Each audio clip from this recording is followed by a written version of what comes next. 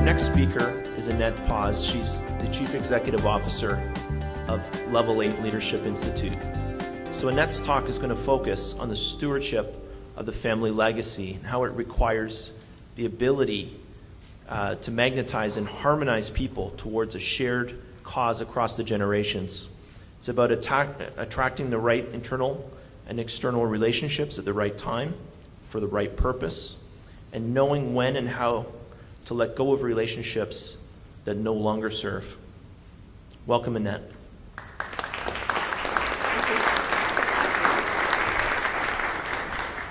Good morning. All right, congratulations. You have each just won the $10 million lottery. I don't think you guys heard me. You just won $10 million. What you need to do is take out a piece of paper, something in front of you. I'm going to give you 1 minute to write down exactly what you're going to do with your $10 million after tax, U.S. currency. Let's sweeten the deal a little bit. U.S. currency, I'll give you 1 minute to write down exactly what you'll do with your $10 million. Go. Okay, come on back. I have the opportunity to do this exercise around the world with audiences from different industries, from for-profit, non-profit, different cultures, different languages. And here are the top 3 responses that I hear. Number 1 is travel. How many people, if you won 10 million bucks, travel would be on your list, right? Number 2 is paying off debt, either for themselves or somebody that they love. Anybody else have something related to that on their list? Yeah, okay. And number 3 is retire. Now don't raise your hands because you might be in the room with some of your family members or your colleagues, right? You don't want to tell your boss, by the way, if I won 10 million bucks, I'm out of here. But what this tells me is that the majority of people, regardless of what role they're in, are living their backup plan instead of what we call their game plan.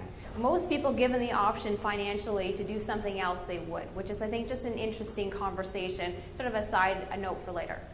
All right, so level 2 of the exercise, you're going to turn to the person next to you in a minute and introduce yourself, because this is your new significant other, and you've just won the lottery together, okay?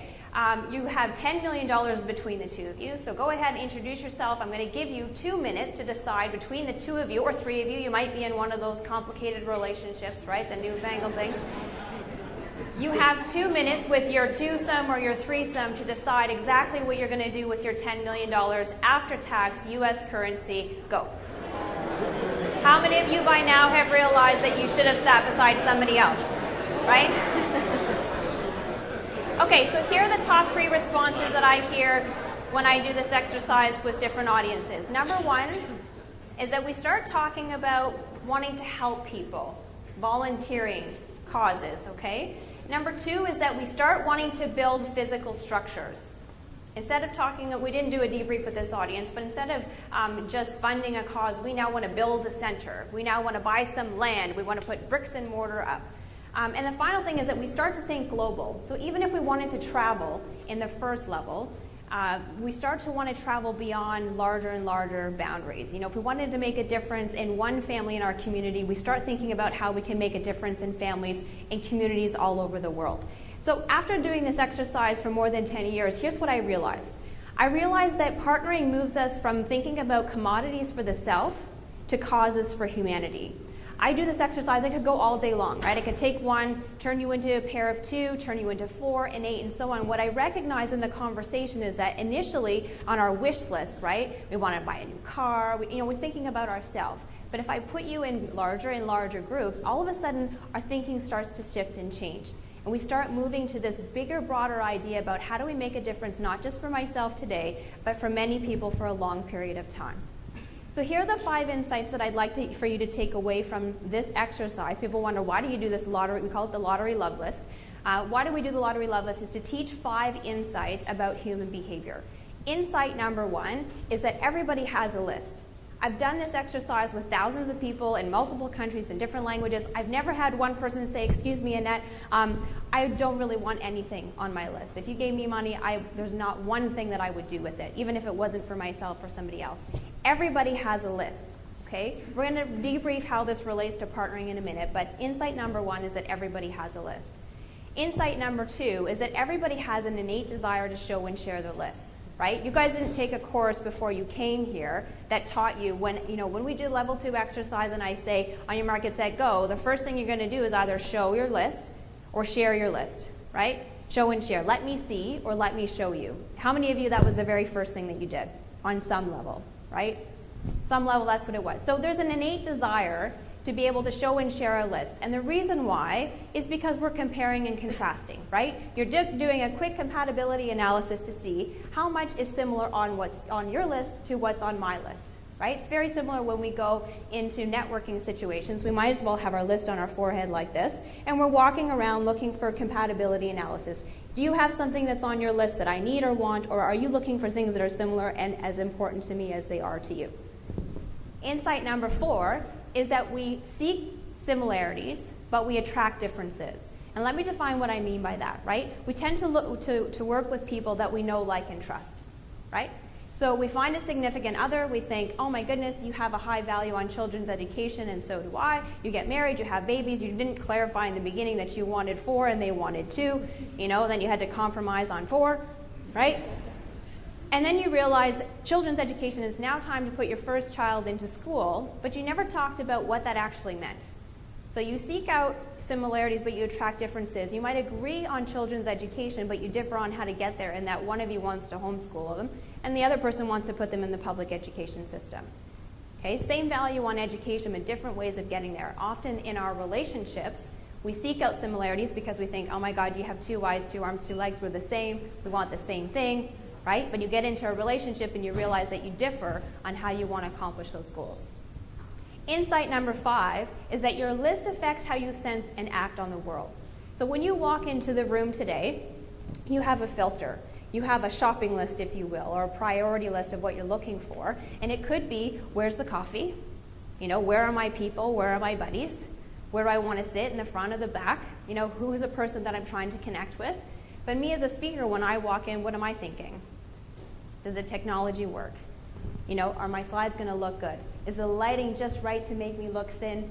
My hair looks sparkly, kind of stuff, right? So your list affects how you sense and act on the world. These 5 insights are really critical because when you think about your partner relationships, and we're going to talk about what that means, what do I define as a partnership, and what are those types of relationships that are related to a family enterprise. But generally speaking, when you think about those relationships that are important to you, these 5 human behavior insights are driving some of the successes and failures that you're experiencing. So we all have impossible tasks ahead. In family enterprise, here are some of the ones that I see. Number 1 is the shirt sleeves proverb, right? Shirt sleeves to shirt sleeves in 3 generations, or rags to riches to rags. Everybody have heard of this in some way, shape, or form, right? That's the impossible task that's sort of the common denominator for each of us. Fiscal inequalities. We're about to see women step into a different type of resourcefulness in the future than we have ever seen in the past. And what is that going to do for family enterprise and the family enterprise industry? Dealing with cross-cultural influences, managing paradoxes. How do you go fast and slow? How do you have tradition but also stay versatile and adaptable, resilient? And tax changes in legislation. I couldn't let that go, right? We're right smack in the middle of some of the most frustrating conversations, and we could go right off that and not forget about partnerships just because I know that that's a hot topic. So how do you harmonize an entire family enterprise system? If you think about different components, and this is not an exhaustive list, but you think about a family enterprise as a system that has multiple components in terms of its different sources of resources and assets, including the human capital, how do you harmonize that? So let me give you some context. As a little girl, and this is where you're going to start to understand who I am and a little bit about my values and personality, I kept a little pink book. And it was like my little pink book of grievances, of the things that I observed in humanity that frustrated me, that I started to wonder, why is it like that? How is it that we could walk down Bay Street in Toronto and have a homeless person laying on the ground and we could step over them and just get on with our day? How is it that people have cancer and more people are getting cancer and we haven't figured out a solution for this? So as a little girl, I would write down these lists of grievances that I observed. I have a different list for my husband. It's called the Mounting Evidence File, and it's a black book, right? But this is my little pink book of the things in humanity that I wanted to make a difference of. And when I looked at the list one day, I was really overwhelmed because I realized that there's no way that I could make a difference in all of those different causes by myself. And it led me to a huge realization that we tend to want, there's no cause or no, if you brainstorm the biggest challenges that are faced by humanity, nobody's tackling them alone. Is that a fair statement? But we tend to want to work with people that we know, like, and trust. But we often have to work with people that we don't know, we don't like, and we don't trust. So I realized that what we needed was a paradigm, a new paradigm, a philosophy, a set of principles and practices that would be applicable to any industry, any type of organization, and any level of the ecosystem that we were wanting to make a difference in. And so I came up with this philosophy on value-based partnerships, and that's what I want to share with you today. So this is how I define it. Value-based partnerships is about focusing on shared highest priorities for mutual benefit and growth. So not my priorities or your priorities, but the mutually shared highest priorities between us or among us. And not for my benefit or your benefit, but our mutual benefit and growth. How do I define what a partnership is? This is the essence of it, because language, yes, I know is very important, and I chose the word partnership instead of relationship or other sorts of words to talk about how people come together. But this is the essence of what I mean by it, regardless of the type or task that a partnership might take. Two or more individuals or organizations who are working together towards a common goal. That's the essence. It's the magnetism, the affinity between two or more individuals and organizations who agree that they have something in common that they want to work together on. In the family enterprise system, I wanted to give you some examples of how those partnering relationships or strategic relationships might look. In the family, so you've seen the three-circle model. In the family system, we could think of spouses, family branches, family council, philanthropic partners, community partners, staff. This is not exhaustive. I'm just provoking your thoughts so you can start to think about how the content I'm going to share for the rest of the presentation applies to different partnering relationships, regardless of where you sit in the family system, in the family enterprise system. In the ownership system, we might talk about shareholders, employees, government, regulatory bodies, and associations or professional associations. In the business circle, you could think of your board of directors, your executive team, strategic alliances, vendors, funders, and also professional associations. You could probably take some of these partnering relationships and move them around, but I wanted to give you a general idea of who those or what you might call those in your context. Is this helpful? To give you an idea of what partnering might be. It's not just joint ventures and mergers and acquisitions. We're talking about strategic relationships to help the family enterprise thrive. Yes? All right. So these are some of the most common symptoms that I hear complaints when a client asks me to come in and work with them on their partnering relationships, right? Low engagement, people don't show up to the table, they don't return my phone call, they never come to meetings prepared, power struggles, lack of resources, we don't trust each other, right? These are some of the common complaints. And people say, Enette, can you come in and please increase our engagement of our partners? And I let them know that that's not the problem. That's a symptom of a deeper root cause. So your job is to be an investigator, whether you're an advisor or whether you're a family member, a business leader, or something in between. Your job is to be an investigator, to look past the symptoms that are showing up in the relationships that you have, to identifying what the root causes are. What are the sources of those frustrations? What I want to share with you are the three most common that I've discovered in my 20-some years of focusing specifically on business partnerships. Would that be interesting to you today? All right. I just want to make sure that you're with me and you haven't totally checked out this morning. Okay. All right. So we call them the three principles of value-based partnership. Principle number 1 is shared purpose. Principle number 2 is better together. And principle number 3 is impact on priorities. So I want you to picture two babies about the age of 2 wearing nothing but diapers, and they're painting. Baby number 1 is sitting at the table, the paper in front of him, row of paints, paintbrushes on either side, and baby number 1 is painting the paper. And baby number 2 is painting baby number 1. So I use this story with clients and I ask them 2 questions. Question number 1, are both babies painting? Yes, but are they painting the same thing? No, because baby number 1 is painting the paper and baby number 2 is painting baby number 1. Often in our partnerships, we think that we have a shared purpose. We think that we're painting the same thing, but we're often not. It needs to be as specific as what you put into a GPS unit in terms of the destination that you want to get to. Often we think we're painting the same thing, but we're not. So you want to ask the question in your partnerships, in your partnering relationships, are you really painting the same thing? The definition is that the partners must have a shared goal, vision, or purpose that they're collectively working towards. An example that it might show up in your family enterprise system is related to sibling partnerships. So do you all agree on, for example, the vision of the company? Do you agree on how the company actually makes money? Do you agree on how decisions are made? Okay, principle number two, is better together. I want you to imagine that you're in a three-legged race, right? You're at some crazy team building exercise for work or a family reunion, and you and your partner are standing at the start line, your arms are around each other, and your middle legs are bound, and the marks person says, on your mark, get set, go. Right? And if you're experts, it's sort of the hop, the step, hop, and you start off towards the finish line. Well, what happens when one partner decides that they don't need the other partner and they take off? Right? How do they feel? Like they're kind of dragging dead weight, right? They're being held back, they're wasting precious resources. And how do you feel if you're partner number two? Being dragged behind, you're not included in decision making, right? You don't feel like you're part of the process. This is what it looks like, right? And it's exactly what it feels like when you're in a partnership, when one or more of the partners at the table decide that they don't need one another to get a job done. So the affinity or the magnetism in a relationship is the degree to which the partners believe that they need each other to accomplish the goal. So you want to ask in your partnerships, do you actually believe you need each other? And are you committed to the three-legged race? All partners must believe they can reach their goal more efficiently and effectively by working together.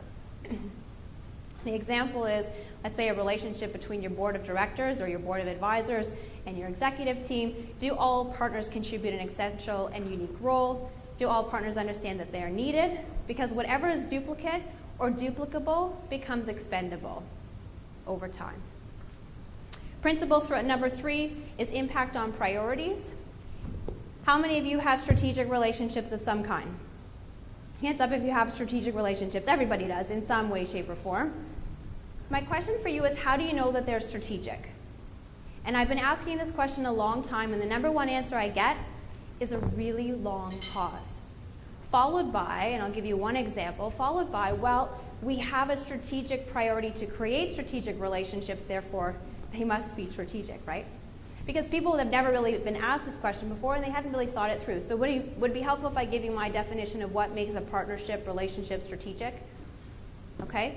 So an organization has a vision and mission statement, and they set periodically strategic priorities 1, 2, and 3. At some point, we realized consciously that we're not going to reach our goals by doing stuff ourselves, so we created a strategic priority to go and start collecting strategic partnerships. The problem was that the list wasn't integrated into the strategic plan of the organization. It was sort of an add-on. And what I would like you to do with a slight but significant shift is to take that list and ask the question for each of those partnerships, does this partnership have a direct impact on a specific strategic priority?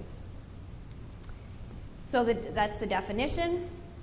And the example is in your family, your 3-circle model, family, ownership, and business. Is the family council aligned with the shareholders assembly, the board of directors, and the CEO? Because that sort of FOB sort of flow, the family, the ownership and business is the key to aligning and unlocking potential in the system. So you are stewards. Stewardship is the ability to lead something or care for something that doesn't belong to you. Your job is to move from sort of G1 thinking to G1 being first generation to 7th generation thinking, moving from focusing on commodities to causes. And in summary, 3 ways for you to do that is to look at the principles of value-based partnering. Do you have a shared purpose? Do you believe that you're better together? And are your partnerships strategic? So with the impossibles ahead, such as the shirt sleeve to shirt sleeves proverb, who are your partners? Because we only accomplish the impossible by working together. Thank you.